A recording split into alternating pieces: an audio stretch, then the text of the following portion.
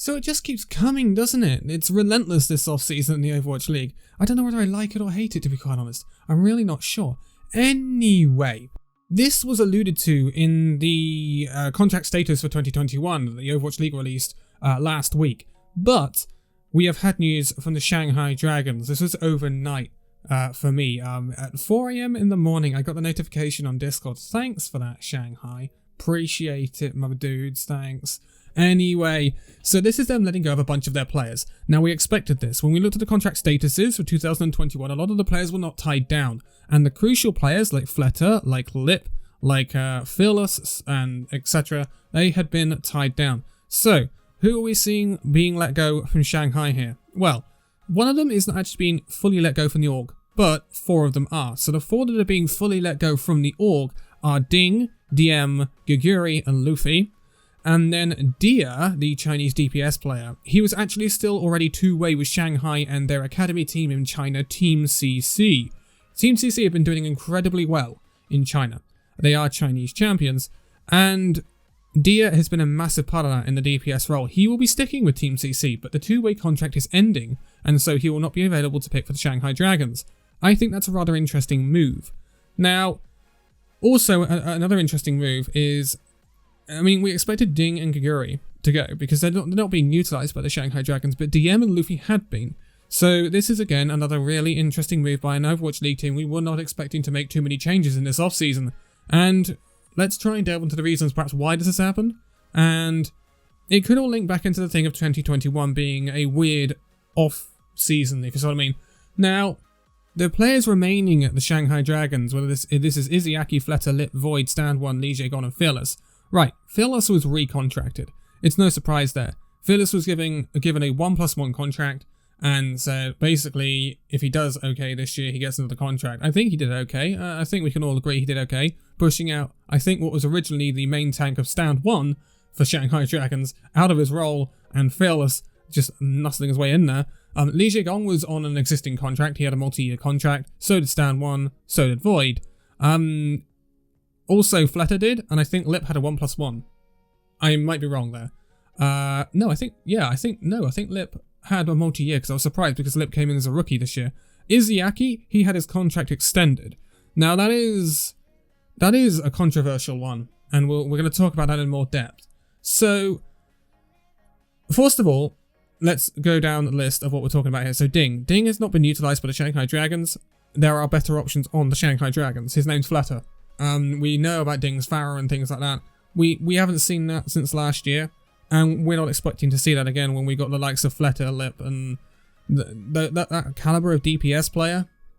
Ding is not going to be able to compete with it because he doesn't have the hero pool, hero depth to compete with them. So Shanghai Dragons want a stable DPS line. We have seen it pretty much throughout the season. Fletter, Lip, this is what we've seen for Shanghai. This is what they want to stick with. It's tried, it's tested, it's true, and it's worked. So this is what Shanghai want to stick with. I'm not surprised that Ding is leaving. Diem is a little bit of a weird one. And the reason I say that is because we saw Diem in the playoffs for Shanghai, and he didn't look half bad. He is technically the best raw Widowmaker in the league. What I mean by raw Widowmaker is like raw Widowmaker 1v1 skill. We know he's the 1v1 champion. He outdid Carpe, he outdid Arms, who are 2 of the best Widowmakers we've seen this season consistently. But we've not seen Diem in the league.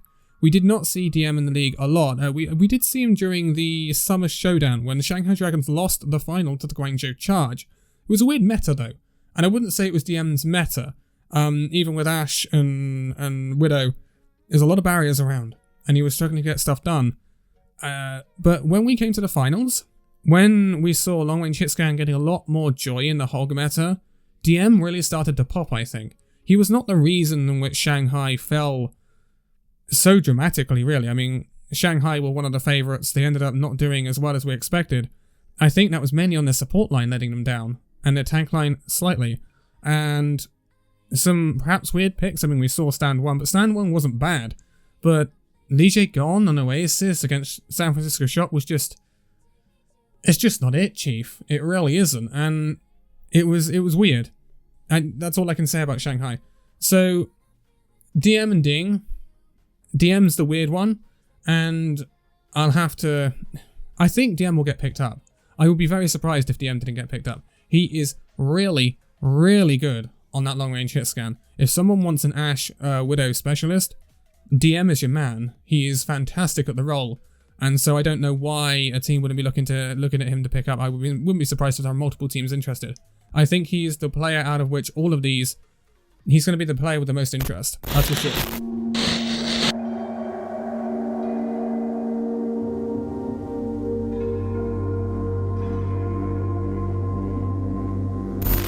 Geguri is not good enough for the top level of Overwatch League. Let's be brutally honest about this. She's not going to get in the Shanghai Dragons team. She's not going to get in the top 10 teams. I would not be surprised. There are a lot of good off-tanks in this league. A lot of good off-tanks. Look at Dallas Fuel just picking up Hambin from Paris. It's crazy. We've got Fury, we've got Poco, we've got Choi Hyobin. We even had people like McGravy and people like that, and I think McGravy possibly was better than Geguri. So, where does Geguri fit in? She doesn't fit in at the Shanghai Dragons unless she wants to be a backup. And I mean a backup. She's not going to play unless, for some reason, Void gets injured. Because there'd be no reason to play her. Could she go to another team in the league? Maybe. It would be a lower team. I could see her... She's not going to get into Dallas, because Dallas now have Hanbin. Paris, if they don't go all Western, then she could go there. Houston, depending on what happens at Houston. Boston, that's a distinct possibility to the Boston pick her up. But again, I don't see a tank line of Geguri and Fusions working out all that well. That doesn't seem like a tank line that works, although Fusions has been playing with Myungbong and Jerry all season. But look how that worked out. So let's not get our hopes up about that. One team I think could have a distinct possibility of signing her is Chengdu. And that's if Chengdu decided to go multinational. Chengdu has always stuck to its promise of being all Chinese. If it was to go Chinese-Korean, then Geguri could find herself there. I think the most likely outcome, Geguri does not find an Overwatch League team, and Geguri drops out of the league. It would mean that our only female representation in the league has gone, which is very unfortunate. Although, when you look at things like League of Legends, etc., at the very highest level, Overwatch League is doing better for female representation. And that's just by one. So, and there's people on the fringes like Aspen, who possibly could find a league place this year, if she gets through tryouts maybe. So yeah, I think Geguri drops out here. Luffy's a weird one. And this is how it's how I've looked at the Shanghai Dragons support line all season. When I looked at it, Li Jiegong was the staple must pick, right? Li Jiegong was the only main support they had, the only Lucio Mercy-ish player, and he was the must pick. But the other role was Izayaki or Luffy, the flex support. And the way I looked at it, Izayaki was the gamble. Izayaki has a higher skill ceiling, but Izayaki is incredibly inconsistent. Luffy is consistent, but not necessarily consistently good enough for a Shanghai Dragons team. So during the middle of the season, we saw a bit of Luffy, and I think he did okay. And I think Shanghai Dragons were pretty stable with him in there. But going into the grand finals, we didn't see any Luffy, we saw all Izayaki. Izayaki did have a good grand finals, but during the season, Izayaki looked up and down. He didn't have great games, and he didn't have great games against bad teams, like London. Because, I don't know, he's just a player that blows hot and cold. And this is perhaps a weakness for Shanghai Dragons going into 2021 if they don't end up picking up another flex support. Luffy, does he find another team in the league? Maybe. Maybe, honestly, I could see him at a team slightly lower in the league. But I think the most likely thing for him is to drop to contenders, spend a season in contenders, and then maybe get picked up to the league again. I would not be surprised if that's how it works. And it could be how it works for a lot of these players. And we've already covered Diem. So, how does this affect the Shanghai Dragons? Well, when you look at it now, they slimmed down their entire roster. 2 supports, 3 tanks, 2 DPS. So we have Izayaki and Li Jiegong as the supports, we have Voidstan 1 Fearless as the tanks, and Lip and Flatter as the DPS. This is a team that might not add anyone. Now that might seem a little bit controversial, a little bit weird to say that, but it's 7 players. So it passes league regulations. I believe it's 7 players for the league, and I believe it's a maximum of 8 now in contenders. I don't think it's 8 for the league. So it passes league regulations for registration of 2021. And is this Shanghai clearing out to bring in new talent? Or is this Shanghai clearing out to slim down and save costs? Because this is a debate that we've been having about the 2021 season for a couple of weeks. And it's something I'm keeping a very close eye on with teams around the league. And this points to the fact that who did Shanghai sign? Like, I'd like to see Shanghai go to WGS Phoenix and sign Aztec. Do I think they're going to do that? I somehow doubt it. I think they're going to somehow stick with Izzyaki. I think Aztec is better than Izzyaki. Aztec has just won Contender's career with WGS Phoenix. And I saw him take a second point of Temple of Anubis against Runaway in the grand finals. And he just opened it up completely. 2 picks on Zen, on the enemy Tracer and the enemy Zen. The enemy Zen was Revenge, who used to play for Hangzhou Spark, now plays for Runaway. And that is crazy. And that's the sort of flex support you can see getting promoted to the Overwatch League. I could see him at a team like Shanghai Dragons and placement of Izzyaki. Do I think the Shanghai Dragons are going to do that? I really don't think they're going to do that. I wouldn't be surprised if the Shanghai Dragons stick with this roster. Now, the other thing I did have in my mind, but the DS situation kind of puts pay to that, is the idea that a lot of teams may start to use two-way players a lot more.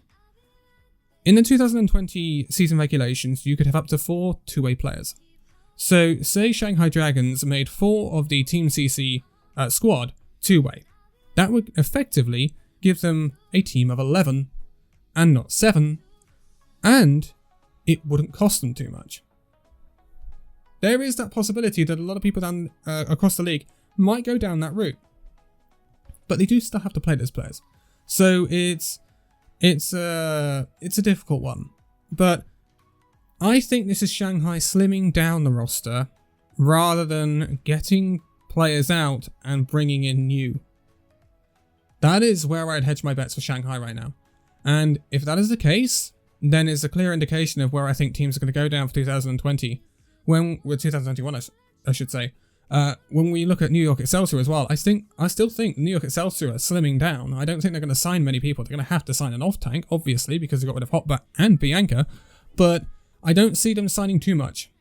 And when we look at the likes of Dallas Fuel, it clearly looks like they're going down the route of trying to get the old Gauntlet Element Mystic roster. That was a 6-man roster.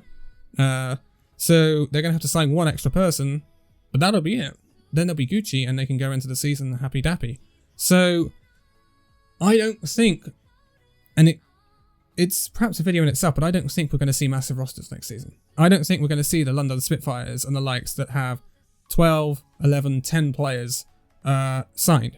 Because when we look at Shanghai last season, they just don't get utilized. They're a waste of money. They're actually a waste of money. And I hate to say that about players like Ding and Geguri, but we saw Geguri when Shanghai knew, basically, even if they lost that map, they can bring in Void and it'll be alright.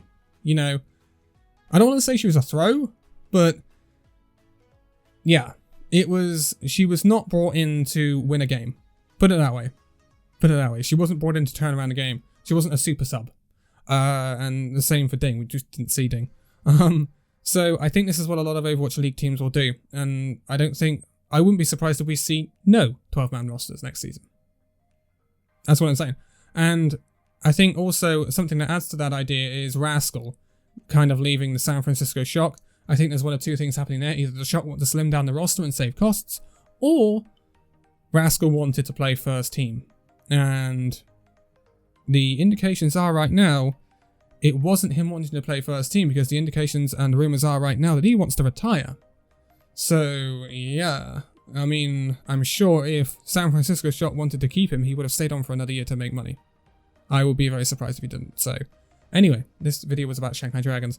I'm going to leave it here for this one. It is continuing to be very interesting. We've got more moves. San Francisco Shock have made a coaching move as well. And, yeah. I I like doing these individual team videos. I think it's very nice. We've done it on London, we've done it on Paris, and I think it's really cool to do.